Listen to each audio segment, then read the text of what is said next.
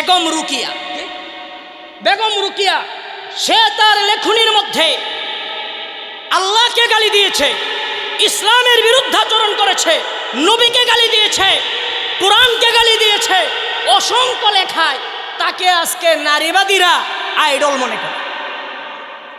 আর রাজশাহী বিশ্ববিদ্যালয়ের এক প্রফেসর সে প্রকাশ্যে গত 2 দিন আগে দেখলাম বলেছে, প্রকাশ্যে বিশ্ববিদ্যালয়ের এরিয়ার মধ্যে প্রকাশ্যে বলেছে এই নারীবাদী বেগম রুকিয়া নাস্তিক মুরতাদ, এমন সরাসরি ঘোষণা দিয়েছে।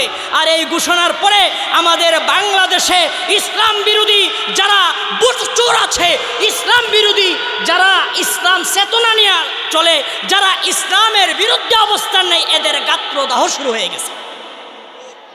ঠিক না ঠিক?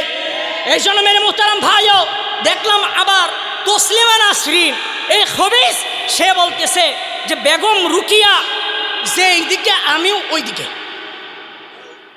কারণ তোমরা এখন তাকে নারীবাদী প্রগতি বলো, 100 বছর পরে আমারও মানবা। চিন্তা করছেন? এই জন্য বললাম রতনে রতন সিনে বান্দুরি সিনে সাবধান করে দিচ্ছি। 24-এর পরবর্তী এই বাংলায়, আল্লামা মামুনুল হকের বাংলায়, শাহ জালালের বাংলায় নারীবাদীদের কোনোটাই হবে না, হবে না, হবে না। কথা বলেন ঠিক না বেটে?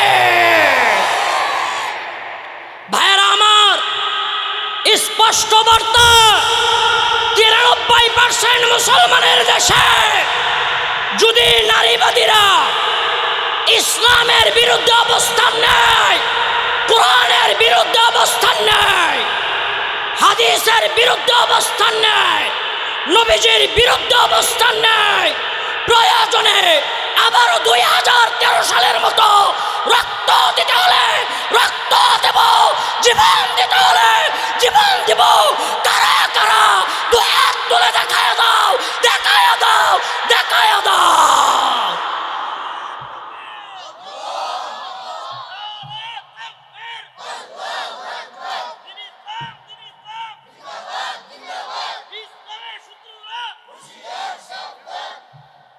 এই জন্য ভাইরা আমার, স্পষ্ট বার্তা, বাংলার জমিনে 93% মুসলমানের দেশে আমার মা বোনদেরকে নারী অধিকার, নারী প্রগতির নামে রাস্তায় নামাইবা, তাদের ইজ্জতের হেফাজত করতে পারবে না, তাদের সম্মান দিতে পারবে না, তাদের দর্শন নিয়ে ঠাট্টা করে বলবা 2-1টা হতেই পারে। তোমাদের জীব তৌহিদি জনতা